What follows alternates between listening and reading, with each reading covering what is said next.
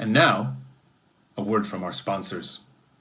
VonEsper Studios is a multimedia production company in the New York City area specializing in capturing your moments in the forms of audio, video, and photography content. VonEsper Studios music is the audio production and songwriting division that can create the perfect song for your needs. This is an example of just that.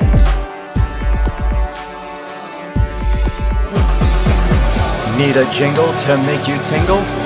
VonEsper Studios music is ready to write the hits you need for your project. If you are a singer, performer, business owner, or podcast host, you need great tunes to entice your audience. Or maybe you just need a theme song for yourself. VonEsper Studios is ready to create something to suit your needs.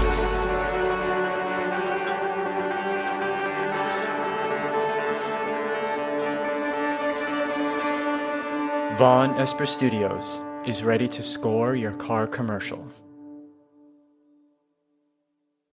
Imagine Alice Cooper with about 1/100th the money. If the Cramps had been a heavy metal band. Crazy as H, blood-splattered, ear-splitting hilarity. The Wizard of Oz meets splatter horror films. The gag is, you're in the splash zone. You're covered with goo and blood, and if you're not completely soaked, you didn't have a haunted garage show. It's like going to a horror movie, except it's actually happening. It's basically walking into the most brutal, gory film right in front of your face. It was probably the best part of my life. I think of him as a guy with commitment to his art. That's Dookie. I mean, he wants to take it as far as he can take it. You gotta see this band. Wait a minute, are you gonna get this?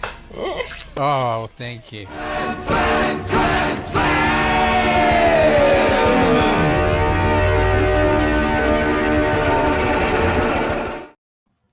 Hello, it's me, Kevin Vonesper, and if you're watching, you have found the VonPod. Welcome. I think we got a lot of first-time viewers today. Thank you for being here. The Yagas are here. They're blowing up the chat already. Thank you. Keep it going. Help me fight the algorithm. You know, give it a like, share, subscribe, leave a comment if you're watching this after the fact. Hello, if you've never seen me before, my name is Kevin Vonesper. I am a New York-based musician and photographer and documentary filmmaker. And this is my show where I like to talk to cult artists and musicians and filmmakers and other people that I find interesting. And I find this band, the Yagas, very interesting.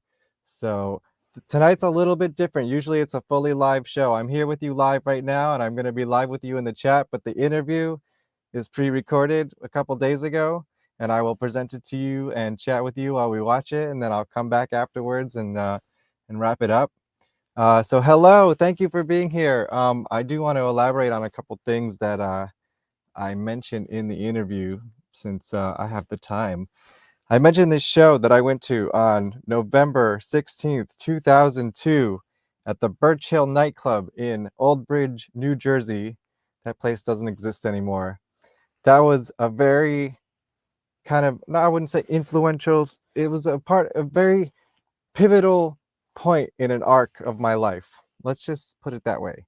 The lineup was the Murder Dolls, the original Murder Dolls, Wednesday 13, or at least the original touring Murder Dolls, Wednesday 13, AC Slade, who's in the Misfits now, Joey Jordison and Ben Graves, RIP, and Eric Griffin, who is in the Genitorturers, who I just saw play.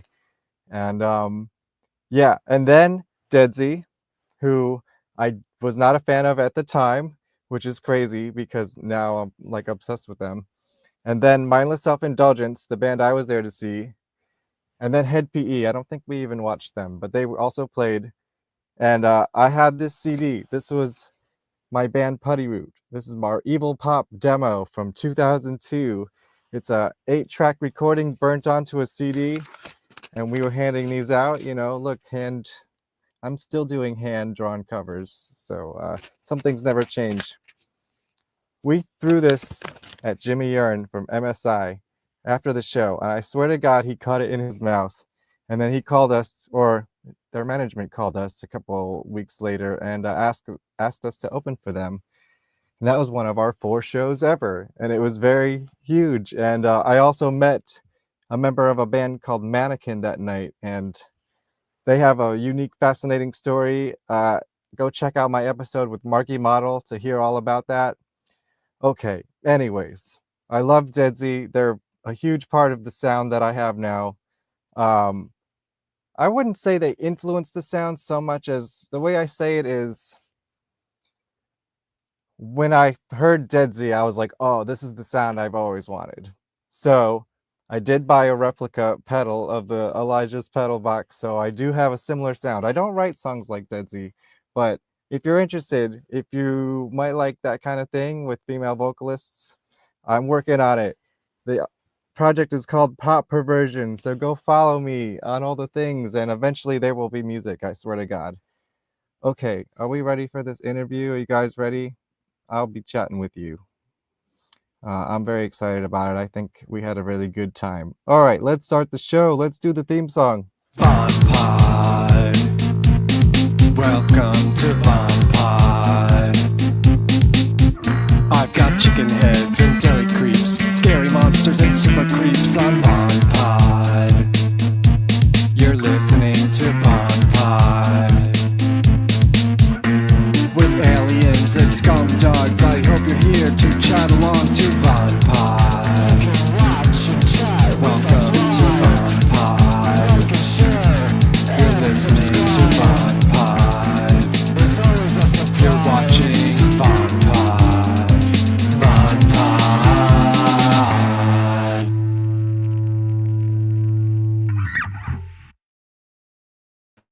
VonPod. Hey, thanks for being here. It's the Yagas, everybody. Thanks for having us. Yes, Jason and Renn, thank you for being here. I just got to say right off the bat, I'm a huge Deadsy fan, so that's how I found out about the band. You're the one. I'm the one. I'm the one. You're the last. I'm sorry. The last living fan. Oh well, yeah. So I'll take it. But you know what I like? I like to ask bands this sort of icebreaker question. What was your first band ever, and what was it called, and what was the vibe? First band that I was ever in? Yeah, like high school, middle school, like whatever, however far back it goes. I've had 2 bands, Deadsy and the Yagas. That's it. That's a pretty good track record. I'm not counting the band that I tried to start with my brother in 7th grade called Brown Eye. That's the answer I'm looking for. That's what you want? We had one song. We had one song. It was called I'm Gonna Throw Your Doberman on My Electric Fence. I think the Yagas should cover that for the next record. What do you think? Who's to say I haven't already incorporated the riff into one of the songs? Yeah, you never know where inspiration comes from, Frank. You never know. Well, now I'm dying to hear Jason's answer. Yeah, Jason's Jason. A million bands. I actually don't know anything about you, Jason. Yeah, I'm a mystery wrapped up in a riddle. My first band, I think I was 10. We were called the Barking Frogs. Wow. We were amazingly bad. I don't even think we had a song. I think we just came together and like hit stuff. And we had a logo though. It was fantastic. Right. That's what I was thinking. Like you got to have a logo before you have a song, right? We had a logo and like a mascot, and it was deep for 10 years old, I think. And you were always the drummer, or did you play other instruments as well? I drummed and I sang. And at the same time? Yes. Like El Duce? I suppose, yes. Did El Duce sing and play drums at the same time? Yeah, I think so. Well, until he got too drunk. The time I saw him, he could barely stand up. I believe that too. CBGBs. Yeah. Wow. CBGBs. What year was that? 93, 92. Okay. Are you originally from New York? Born on 34th Street. Oh, okay. Wow. Yeah. I made it to CB's a couple times. I never got to play there. Did either of you two ever play at CB's? Yes. I never did. Oh. Played there a bunch in the 90s. actually. Okay. What band was that? It was a plethora of band, a bunch of different punk bands that I played with. When I first moved to New York, I was in 6 or 7 different bands. Every drummer is.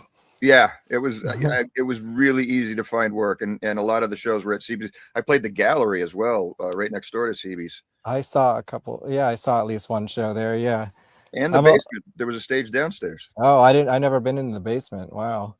Yeah. Were you doing like the Sunday matinee, like hardcore shows, or? No, it was mostly the weekends, Friday, Gotcha. Saturday. I think the Gallery, when we played the Gallery, that was a Sunday maybe. Nice. But yeah, it was All great. right. Well, fast forward to now, you're in the Yagas. So you're the one who owns the Rock Academy, right? Yes, my wife and I own the Rock Academy. So yeah. I mean, I kind of know the story, but for the audience, like, tell us a little bit about the origin of how the Yagas started and how that was a part of it. Okay, so my wife and I run a music school called Rock Academy, and we started 2018 was when we opened, and we've got kids that come from all over, some 3 or 4 hours away, and it turns out that every member of this band has a child in the program or has had a child in the program. So they would be in rehearsing with me, and then the parents would be out in the parking lot just hanging out and chatting for 3 hours, because they were 3-hour rehearsals. And then eventually, we also have an adult program. So the kids program is ages 8 to 18, and the adult program is 18 to whenever. And I really mean whenever. Death. Yeah, we had 70-something-year-olds in the program. Nice. Rocking out. And then just after the pandemic, I suppose, is when everyone in the Yagas joined the adult program. And that's when we all got to play together and, found out about each other. Found out our chemistry was good. Yeah, I see. And then, so how far into the project was it until you found the name, the Yagas? And then when you did find the name, did that kind of change your view and the concept of what the band is? Jason could take that because, but I will just say that it took a really long time to find a name because it's the hardest. Everything's taken. Yeah, Barking Frog's taken. Brown Eyes probably taken. I'm sure. I mean, what did you have any other names that you were like, I think there was leaning towards. There were lists. We lost him. He'll come back. You can fill in them. Yeah, we had lists and lists and lists of what we thought the band should be called, and none of them quite fit because of the music we were making, because of our vibe, because we're all we have a very dark sense of humor, all of us, and so nothing quite worked out until. I don't even remember who presented the name, the Yagas. Was it Vera? Sorry, I lost your audio for the last 30 seconds. We were just talking shit for. Yeah. Sorry. We can't talk shit about Renn anymore. She's back. I would say the Yagas name came first through Vera, but maybe we discussed like Baba Yaga at one point. I don't remember the Baba Yagas, but no. But Vera's of Ukrainian descent, and actually, it turns out Jason is as well. I'm not, but by proxy, I've got 2 half Ukrainian kids. So hey, you're Ukrainian. You're in. Yes, by proxy. So. Yeah, but the name, I don't think it really. I don't know what were you asking if the name somehow informed the sound? No, not necessarily sound, but maybe like a concept of what the band is going forward, or like a solidification of characters. Are you the Yagas? Like, who are the Yagas? Well, I think what's interesting about the name, and I think it took a second for it to really kind of come together and make complete sense, but by the nature of who Baba Yaga is as a shapeshifter who sometimes shows up as a helper, sometimes a seductress, sometimes as someone who accompanies death to collect souls, and she eats the bodies. Like there's all these different incarnations of who she is, and it almost lends or gives us permission, I think, to kind of show up you know, with different songs in kind of different genres, if you will, kind of creating this record that seems like it was made in a big cauldron, you know, where we just kind of threw in a bunch of different spices and like, you know, every bowl tastes different. Right. But delicious. But And delicious, yes. I guess I'll jumping a little bit forward, but I heard you have like 25 other songs already. We do. We've started. Well, we had. I think when we went into the studio, we said, "Hey, we're just going to go in for I think 3 days, and we're just going to track 7 songs." We ended up tracking 13. Right. In 2 days or 3 days, 2.5 days. Uh, 3 didn't make it. They will find their way out, and then I think that there was several that just didn't really make it into the just what would be on that record. But we've since have, I wouldn't say full-fledged songs. I would say really solid ideas and like foundation for songs. Yeah. And how is it developed? Like, is the newer material different in any way from what's on the album, or is it just kind of still more the same? Like, every song is a little bit different. If you listen to the album, none of it's really the same. Yeah, exactly. We kind of did whatever worked for that. You know, we always try to serve the song, so whatever worked for that song is what we did. I appreciate that about you, by the way. Yeah, thank you. Because it's like I do the same thing when I'm writing, you know, as a songwriter. It's like, well, I don't want to pigeonhole myself into a genre, but like I want it to sound like the same band is playing it, and I think that's what you guys do. Yeah, I think so. I mean, and look, we all have, it's okay to like a bunch of different kinds of music. Remember growing up, at least like in my era and in where I grew up, like you were defined by listening to one thing, right? And if you switched, you were like excommunicated from the group, you know? Then I kind of found the skate world in like 8th, 9th grade, and it was like okay to still like Metallica. And like but I had to listen to punk, and like Dinosaur Jr. was acceptable, but like, you know, it all had to be kind of like vetted, if you will. And then there were certain things that were just kind of like you know, an absolute no, like pop music, right? I just was not allowed in any world that I was living in to enjoy dance, disco, pop at all. It wasn't okay. But I, as an adult, have an affinity for that, and I find it to be like totally acceptable to like make a record, make every song sound the way that that song wants to sound. And you know, if it's all run through the same filters, it's all run through the same machines, if you will, like it does sound cohesive.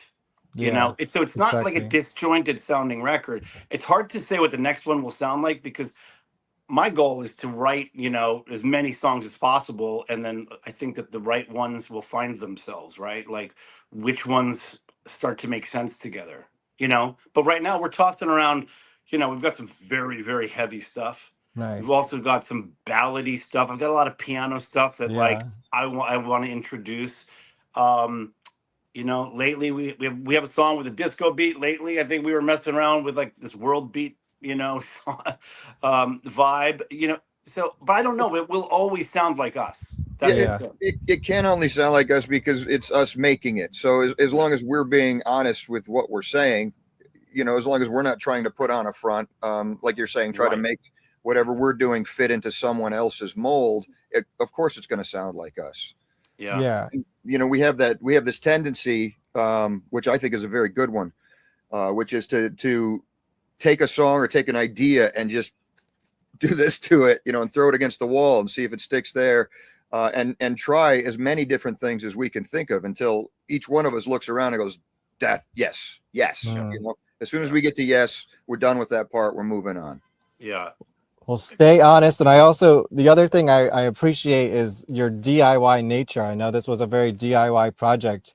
Can you speak to a little bit about DIY and how, you know, the spirit of punk rock, I guess? Oh, I think, look, we answer only to ourselves, right? And we'd be foolhardy to think that we'd be like trying to ditch all of our careers in pursuit of this, right? So by the nature of that, like automatically we're doing this for ourselves, and we're doing it for fun. We're doing it for fulfillment, self-fulfillment, and to just look over and the joy of seeing seeing your buddy play and, you know, all of that fun stuff that comes along with it. But yeah, so to that point, we had no record label, we had no infrastructure, we have no money. But Jason has an amazing rehearsal space in the Rock Academy. We have a friendship with a recording studio down the street.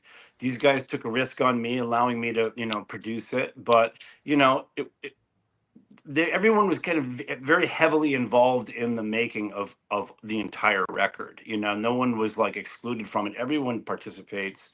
But it's interesting when you're making a product and you're not answering to anybody. Yeah. You know, well, except ourselves. I mean, ourselves. we're all artists and kind of perfectionists to a certain extent.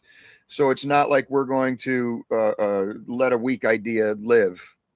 Do you know what I mean? Just Sure. for the sake of ourselves, you know, we're not going to let it stand if it's not the strongest thing we can put out there. If it's not saying exactly what we want it to say, we're going to kill it ourselves. But I remember with that song, "The Crying Room," like that was like one of the first songs that we got mixed, and I went back and forth. I'm thinking the 9th mix I finally sent to the band, like just needing their approval, and Jason was just like, "Dude, it's great. Just let it be." Right.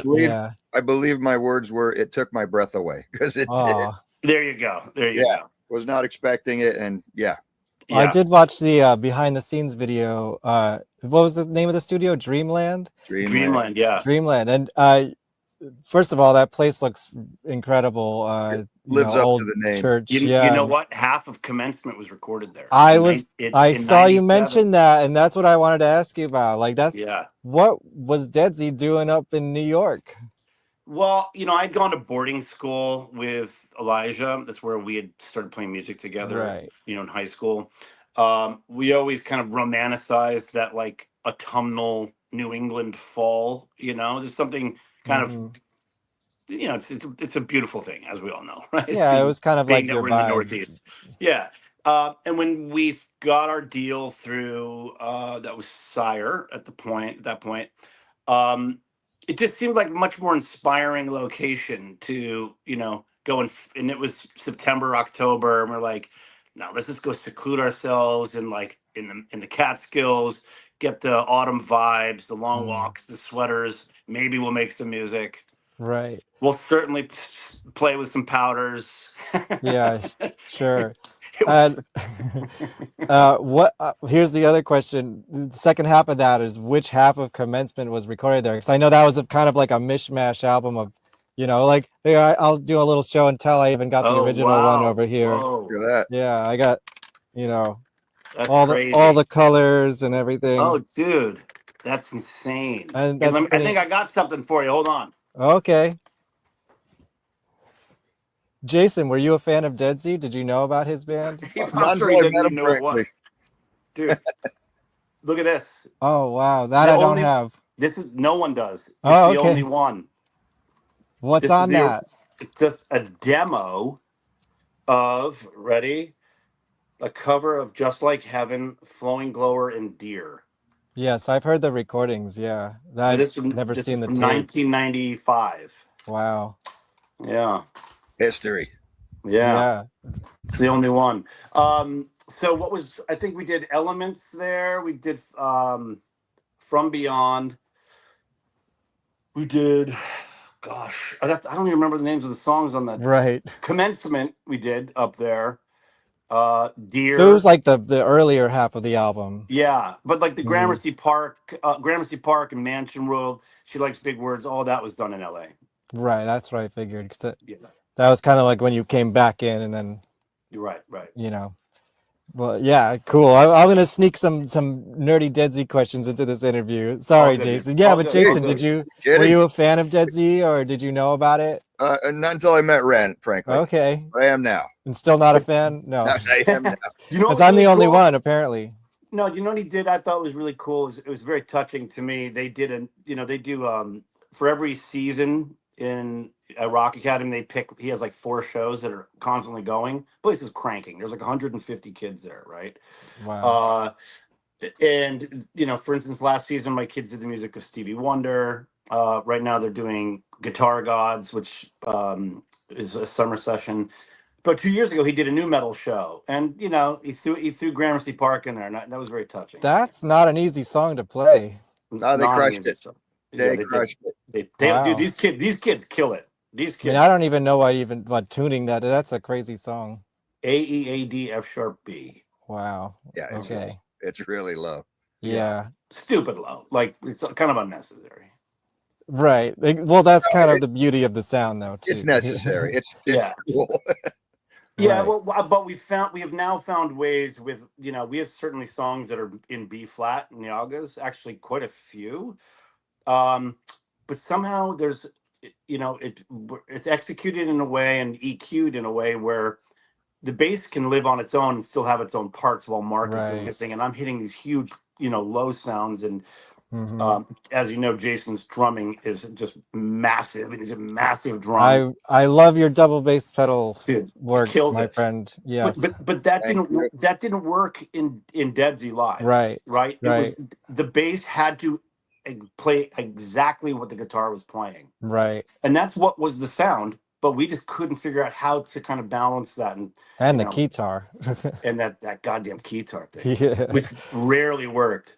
Really? Oh, you know what? That could explain things. Maybe I'll insert this question now since we're talking about it. I actually did see you once, and I have the date.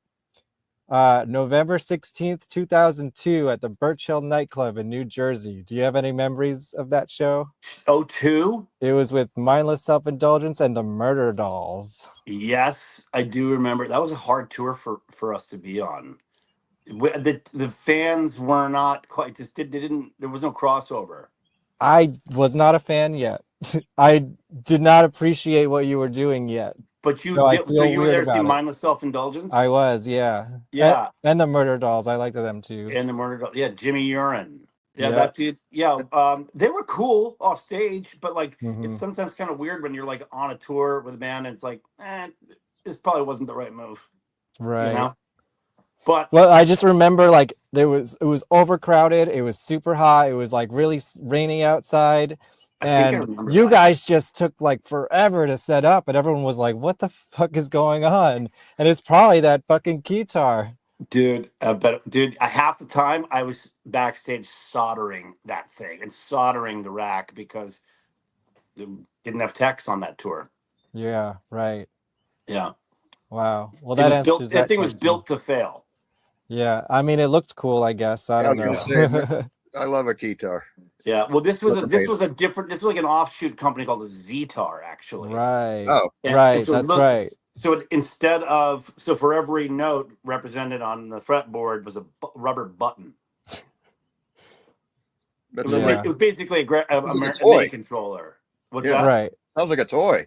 A very expensive toy. Like yeah. Well, here, let me relate this back to the Yagas. Like when I first put on, I'm sorry. So good. When I put on the album, you know, when you first hear that keyboard sound, it's just unmistakably you and that sound from Deadsy. Are you still using the same sound, the same keyboard? Like, how did you find that sound? What is it? Tell me about it. You mean, is it the string sound or low sound or a combination of both? It's like that airy, stringy, you know. You know, there's this very distinct to you, I think. Yeah, so that sound is a Juno 106 on song, and it's a string, like two sawtooths separated by two different octaves with blended perfectly. But then it's I don't know if I'm speaking Japanese to you right now, but there's something specific about the early 80s Roland Juno 106 chorus that just gives it that life. Right. Yeah, that's definitely a chorusy sound. Yeah. Yeah. So I've that has been the signature sound. Once we stumbled upon that, I haven't let go of that, and I never will. Well, it was just great to hear that because I'm just like, I know this doesn't, you know, obviously I don't expect it to sound like Deadsy, but there's still like, oh, that guy from Deadsy is definitely in this band, and I love that. Right. Yeah. Yeah. Okay. Let's see. Cool. You only played a couple shows so far, right? Yep. I really wish I knew about this one at Bowery Ballroom because I would have tried to go to that, but I don't think I knew who you were at the time. That's a really cool place. I'm in Rockland County, right outside the city. We got a show coming up if you're, if you want to August take the 1st, drive. right? Yeah. August 1st, Yes. Hold on, I got a flyer, so for the Good. audience too. Dude, we would love to see you there. I'd love to be there. I'm gonna try to make it. Here we go. Space Ballroom. What have you been there? Is it a cool place? It's a very cool. Jason, speak to that. Yeah, it's very cool. Because I see the Rock Academy is playing too, right? Yeah. We'll be on tour that week, and so I'll be doing double duty that night. Nice. But Okay. Space Ballroom was very cool, and it's part of a string of venues in Connecticut, owned by this same guy, Keith Mahler. And it's just the atmosphere in there is perfect for us. Sweet. It's Yeah. dark, it's loud. I have it on my calendar. I'm also a photographer. I'd love to take some pictures of you guys if you allow it. We would love that. We'd love Cool. that. Yeah, Awesome. and it's got. And I saw this. I saw Rock Academy play Yes, there. I'll do this. What's that? I said he's got to get all this. Oh yeah, of course. I'll try to fit it into the frame. Yeah. Well, Jason and I get stuck in the back, but like behind the lights. So Well, I'd love to do a portrait of you. Really, is That would where be great. my specialty lies. Oh, Okay, that'd be well, cool. we'll talk about that. That's awesome. Yeah. All right, I have a couple more things here, and then I'll let you go. I want to talk a little bit about the songwriting in terms of inspiration. I read that one of the songs came to you after a spinal surgery when you were waking up from spinal surgery. Yeah. What was that like? Well, it was the first song we ever wrote was called I Am. Right. And right? Yeah, that was the first Yeah. one. And look, when anyone says like, hey, we should get together and write a song, at that point we didn't have a band name. We were just like a couple of people who were just going to write a song together. But when that's the song that comes out of you as your first song, I was like, okay, this is real. This is cool, right? And then so whatever, my engines were definitely cranking at that point. I just thought there was like some really interesting dynamic to the song and just, I don't know, good energy. And soon after, I did have a spinal fusion surgery, and they got me, obviously on anesthesia. When I came out of it, I was on another planet, and Vera had called, to come see me, and I said, bring my laptop. And I just stayed up until like 3:00 in the morning, just like, I just kept hearing this, like, maybe it might have been inspired by one of the machines in the during the surgery or something. And it was this grinding thing, kind of like being in an MRI machine if you've ever been in one. And I laid that down. And I just remember throwing those elements out, and I was like, oh my God, these guys are going to fucking hate this. And they loved it. So, but again, like, look, that was just like the jump off point and the inspiration. None of these songs are ever complete until every Yaga has had their go at it, yeah. And we're not like other bands. We don't get to rehearse, 5 days a week. We're we do it whenever we can, usually. And we were pretty committed, I think, to meeting up at least once a week. And so, but I got to say that, like, from conception to completion, like writing and recording a record and starting a new band, like in a year, I think I'm pretty impressed by that. Yeah, absolutely. Yeah, it was bizarre for me too, because of the we're in different cities. We're not even in the same city. And it was just that habit that we got into of just, okay, you're going to be in town for a half an hour on this day. I'm going to clear my schedule. We'll get together, maybe just the two of us. And I'll put it down some drums. I'll write a bass line, and then we'll send that out to everyone else to see what they think. Yeah. And that's just how we did it. We just kept stealing, Yeah. Here's a little bit of time. Let's steal it for the Yagas. Yeah. No, that's exactly how it happened. And then I think once we had pretty solid demos of the songs, we decided let's go in and track it. I think we went into rehearsal for 2 days. Wow. Right? Yeah. It was ridiculously and short. You know what's and one of the funniest things, professionals. One of the songs on the album that's had the most like organic growth, like just no promotion, it's like people just gravitated towards it, is a song called Bridle. That song was not ready at all. Like, that was a jam in the studio, and it was completely Frankenstein together after the fact. that was literally just bass and drums, like a 7.5 minute jam, and then we chopped it up and added all these other elements to it. Yeah, and we ended up the initial guitar track that we actually tracked to. We decided sounded like a Starsky and Hutch, scene where they were like running through the town trying to find the bad guys, jumping over hills. Yeah. And it was just the wrong vibe. So we ended up, again, cutting room floor, cut that element. Let's see what else we can do with what we have. Yeah. Then what is bridal core? Bridal core? What is bridal core? Are you guys bridal core? I read that somewhere right now. What is that? I don't know. I got to look that up. Yeah. Well, I thought that was you. No. No? No, that's just the name of the track, Bridle. Yeah. Interesting. I had it in my notes, bridal core. I read that somewhere. Well, hey, I'm going to go look it up. we only play hardcore weddings. Yeah, right. Is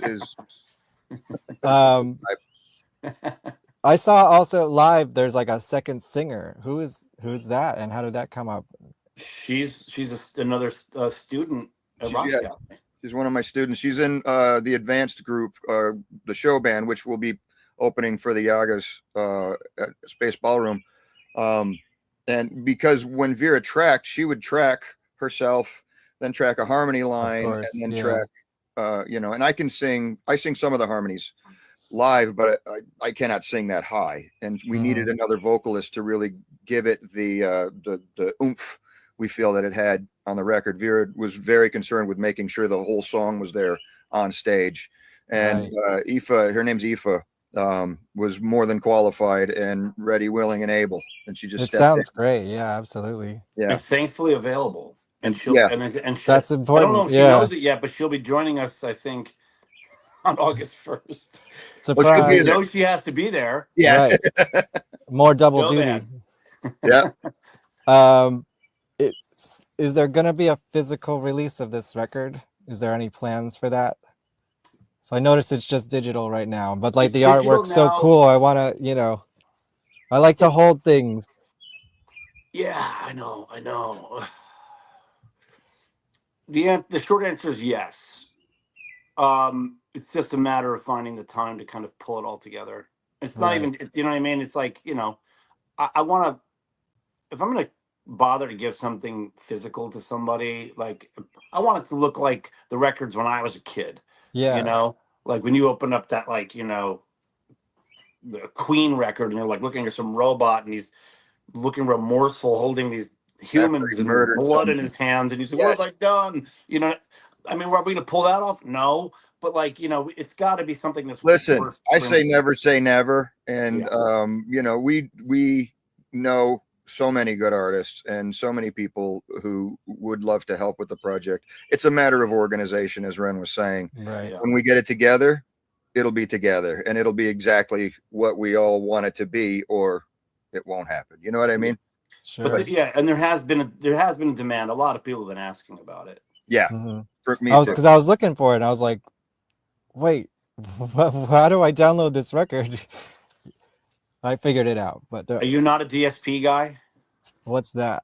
Well, like Spotify, Apple. No, well, you know what? I like to listen to things in my car. Is where I listen to most of my music. On CDs, I like my CD player, so I burned it to a CD. I got it from Amazon. Really? Yeah. Did you know your album is available on Amazon? On CD? No, just MP3s. Oh, really? Yeah. Didn't know that. Who did we talk to? I'm glad to hear that. There you go. Yeah. And of course, the music videos. I watch the music videos. Oh, so cool. Wow. So that's how you do music. I love it. Yeah. I still have a CD player in my car, and it's a good excuse to like explore my collection and collect new things. CDs are so like you can go on Discogs and just kind of get whatever you want at this point. Really? Yeah. Cool. And are people reproducing, or is it all just like vintage? I mean, people are just always selling old shit, I guess, Yeah. You got to find the deals, and it's fun. Amazing. It's kind of fun as a collector. All right, let me finish this out. I guess this would have been a question more for Vera, but maybe you can speak for it yourself. So I know she's most known as an actress. Is this band like kind of like putting on another role, or is this a way to break free and just be herself? I think this is just another form of a creative being expressing themselves. I don't know. Yeah. I don't know. It's not a role for her. No. Yeah, she's never described it as that. Mhm. She was excited. I remember the first time she opened her mouth to sing in the adult program, and I remember the look on her face beforehand there was reticence, and I remember after the song had finished, the very first time she did it, I remember seeing this almost light in her eyes, you know, like holy shit, I can do this too. Mm-hmm. Do you know what I mean? And I think what you see on stage, you're seeing Vera. You're not seeing a character that Vera has created or anything else. You are seeing Vera Farmiga just knocking people's socks off. Yeah, that's great. And it's, look, when you're a creative person, I don't think that you should have to stay in a lane. You know, like if an artist wants to paint, it shouldn't be the artist that painted that thing.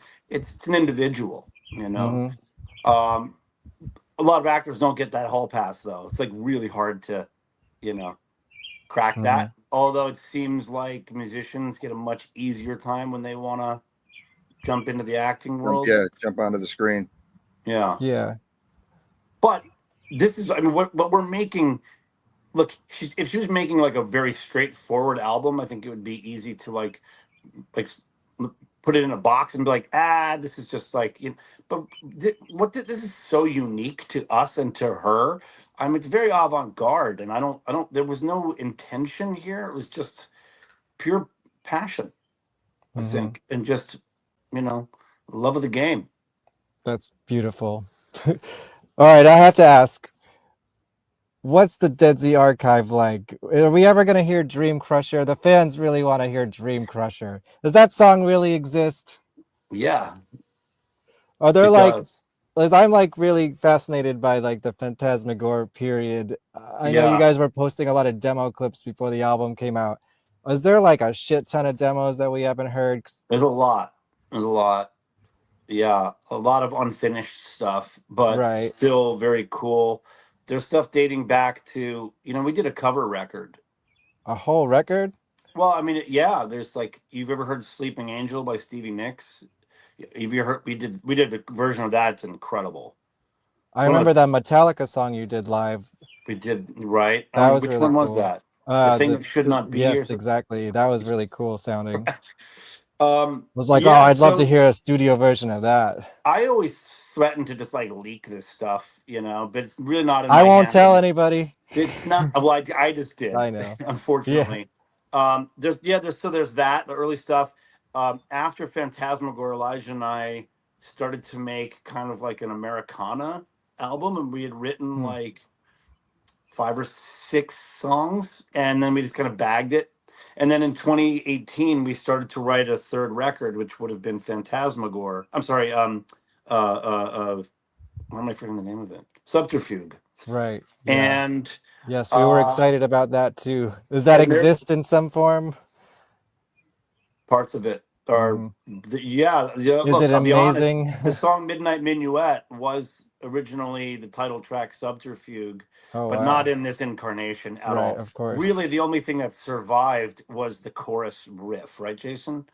The chorus melody and the chorus progression. Other than that, I think we made it an entirely new song. I thought the verse progression was similar, if not. Yeah, maybe. Yeah, well, it kind of. We embellished it. Yeah, we embellished it quite a bit. Yeah.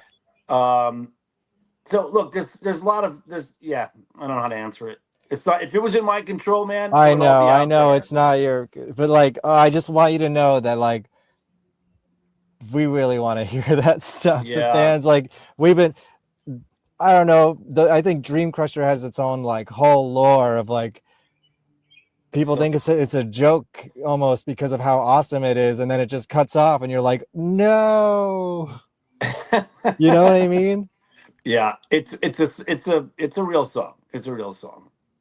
One day, man, one day that stuff will make its way to the surface. All right. Well, I'm just putting it out there into the world. Proud Hopefully, of just collective consciousness, just like Well, I very much appreciate this. Thank you for indulging me, my nerdy questions, and anything else you want to say? What is there going to be a tour ever, or obviously logistically, of course, it's a nightmare, right? Yeah, look, there's a lot of opportunities, and we're talking about doing some other stuff in the fall. There's there's some things on the horizon for sure, like a full-fledged tour. No, that's Right. not yet. It's very unlikely. Yeah. In the near Yeah, future. and the audience now is so widespread, right? That we get an offer to like come play in Athens or something in Right. Australia. It's like, sure, that would be great, but It's like Georgia. what's that? Athens, Georgia. Other famous Athens. Yeah. The other Athens. Where it's like, yeah, if we could somehow figure a time to, in the summer, I think next summer we'll probably try to get on some festivals. Yeah. We just missed the window this year. Of course. That stuff books up really early. Mm-hmm. So I think that next summer, Jason, if you're willing and able, we should Okay. probably hit some festivals overseas. That would be cool. Yeah, let's do it. Yeah. Excellent. Well, that's the Yeah. Yagas. And in the meantime, we're writing and writing even more songs. Yeah. Oh yeah. Is there a plan to go back into the studio anytime soon and bang out the rest of those 25 songs? No, but I think we're looking for this summer to be, July and August, where we really start like cracking down on writing more. Nice. Yeah. So great. Well, the album's out now. You can get it on Amazon, apparently. Download it on MP3 from Amazon Music. If you want to burn it to a CD and play it in your car, like this asshole over here. Yeah. We also have a song out. We just released another song today called Chervona Ruta. It's a Ukrainian song. It's a collaboration between Yagas and Gogo Bordello. Oh, wow. That's great. Well, this isn't going to go out today, so by the time you're watching this, it's out. Go check it out. Yeah. All right, man. All right, guys. Thank you so much. All right, we'll see you. We'll see you at Space Ballroom. I'm going to take your picture. Yeah, brother. Right, Kevin. All right. Thanks. Bye. Thanks. Bye. Yay! Where did I go? There I am. Hello, everybody. I'm back. I hope you enjoyed my interview with the Yagas. Yes, the song is out. The new song with Gogo Bordello. I need to clarify something. I was looking this up as we were watching the show. Just since I'm still here with you. Hold on, let me get it on the screen here. I'm not crazy, you guys. I didn't make this up. Bridal Core. It's right there on the Yagas Instagram. I didn't make it up. I was like, am I crazy? I saw this somewhere. I wrote it down because I thought it was really funny. There it is. So if you're watching this afterwards, Yagas, you guys are Bridal Core now. So spread that, I guess. Hashtag Bridal Core. Undercore, Bridal Core. Okay. Thank you, everybody. Man, you guys are like very active. I like that. Hope you guys come back again. I swear to God, all my guests are fascinating. Bridal Core, yeah. See, I didn't make it up. It's right there on their Instagram. Yeah, and are you all coming to Space Ballroom?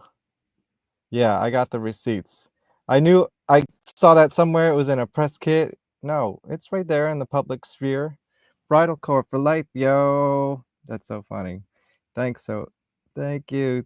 You guys are talking too much. I love that. I hope that helps the algorithm. And if you haven't already, give it a like, give it a share, subscribe. Follow me on Instagram is where I'm most active. I swear to God, all of my guests are fascinating. And let me actually promote some shows while I'm here. First of all, this one, Space Ballroom, that's not my show. That's the Yagas show. I'm planning on being there with my camera, dress up. I'll take your picture. I specifically like taking pictures of the crowd. Like if I'm at a party, I think the audience is just as interesting, if not more interesting, than the entertainment. This I think is going to be my next episode. It's a death metal band from Korea. I don't know much about them, but I was offered a band from Korea who wears crazy makeup. So I said, yes, let's do that. So July 17th, Thrill Driver. We haven't set a date yet. Those are my friends. They're like a rock and roll sort of 80s throwback band from New York. I've done some music videos for them. They'll be on the show eventually. Go check out. Oh, if you like other weird bands, I have a whole show about Gwar, and this isn't a Gwar member, but look at these guys. They're like a robot band, and I'm going to have them on my GwarPod show, July 6th. And I'm working on some other cool things, so stay tuned. My band, Pop Perversion. There will be music eventually. We will be smashing disco balls. There will be a new logo. Brian Viglione from the Dresden Dolls is involved. And it's going to be very cool. There's my documentary that I'm working on, The Life of and Slimes of Dookie Flyswatter and Haunted Garage. Go follow all the stuff. And that's, of course, the Yagas. Thank you, everybody. Oh, yay! Invite me to the after party. That's right. Cool. Because I'll hang out. I bet you that ends pretty early. Most of my parties don't start till like 11 o'clock. So, you know, thank you, thank you, thank you. Yeah, okay. You guys let me know. You just hit me up on Instagram or whatever. Okay. Yes, follow me too. Yes, the documentary. Did you see the trailer in the beginning? It's about the shock rock band Haunted Garage from Los Angeles. And Dookie Flyswatter, their lead singer and B horror movie star? Question mark? Okay. Thank you so much for being here. That was my interview with the Yagas. Deadsy, I can't say enough things about my history of loving Deadsy and their sound, and Ren's a big part of that. So I love the Yagas. I'm excited to see it live. Thank you very much. All right, everybody. That's it for today. Let me get the closing song ready for you. Don't forget to like, share, subscribe, and comment below. Like the glitter? Like, share, subscribe, comment